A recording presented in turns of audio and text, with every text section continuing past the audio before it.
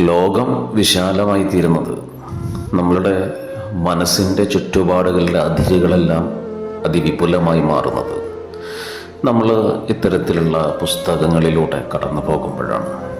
പുസ്തകങ്ങൾ അതിർവരമ്പുകളില്ലാത്ത ഒരു ലോകത്തിലേക്കാണ് നമ്മളെ നയിക്കുന്നത്.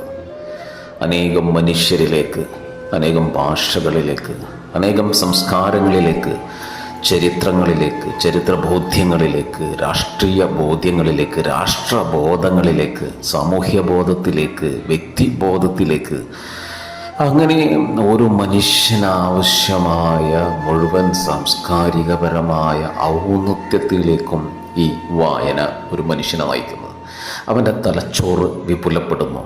അവൻ്റെ മാനസികമായ വ്യാപാരങ്ങളിലേക്ക് കുറെ കൂടെ സംശുദ്ധമായ വെളിച്ചം വീഴുന്നു.